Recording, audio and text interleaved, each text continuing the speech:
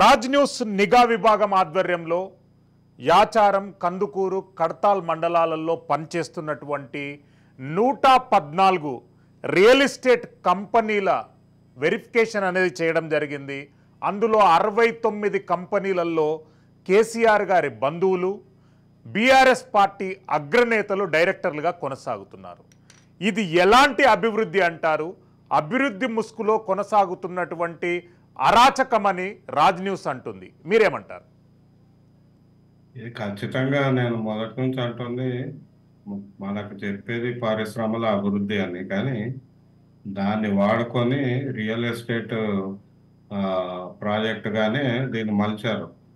దానికి 3 కారణాలు చెప్తాను. ఒకటేమో ఫార్మాసిటీ ప్రాజెక్ట్ రిపోర్ట్ తయారైంది.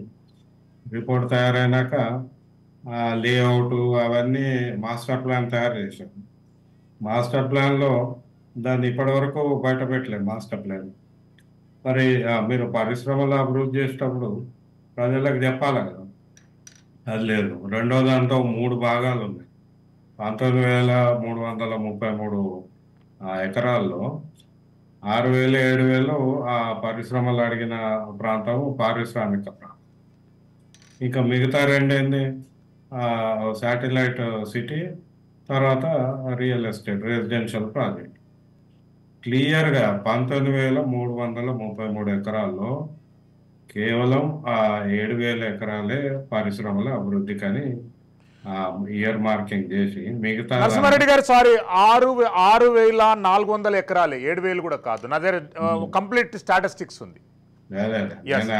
జస్ట్ జనరల్ రౌండ్ ఫిగర్ చెప్తున్నాను. Yes. అయితే దీనికి కూడా మరి లేఅవుట్ కదా, దీని డబ్బులు రావాలని కేంద్ర ప్రభుత్వానికి లెటర్ రాశారు. కేంద్ర ప్రభుత్వానికి లెటర్ రాసి ఆ లెటర్ రాసేటప్పుడు ఈ విషయాలు చెప్పకుండా ఇది మొత్తం పారిశ్రామిక అభివృద్ధి ప్రాజెక్ట్ అని చెప్పి అక్కడ మన నిమ్స్ కింద, నేషనల్ ఇన్వెస్ట్మెంట్ మ్యానుఫ్యాక్చరింగ్ జోన్ కింద డబ్బులు కేంద్ర ప్రభుత్వం ఇచ్చే సబ్సిడీ తీసుకోవడానికి ఇచ్చారు. అక్కడెక్కడ స్పష్టంగా అసలు ఇది కేవలం 6,400 ఎకరాలు అని చెప్పకుండా మొత్తం దానికి కావాలని అట్లా దాదాపు 15,000 కోట్లు కేంద్ర ప్రభుత్వం నుంచి తీసుకోవడానికి ముందు ఇన్ ప్రిన్సిపల్ అనుమతులు తెచ్చుకున్నారు. మేము పోయి అక్కడ మాట్లాడి అసలు ఈ ప్రాజెక్టు యొక్క ఉద్దేశం ఇది, ఇందులో సగం ఇది అని మేము అక్కడ వివరిస్తే అప్పుడు ఆ నిధులు ఆగినాయి. లేకుంటే ఆ నిధులు వస్తే ఇక్కడ రియల్ ఎస్టేట్ ప్రాజెక్ట్ మొదలు పెడతాం.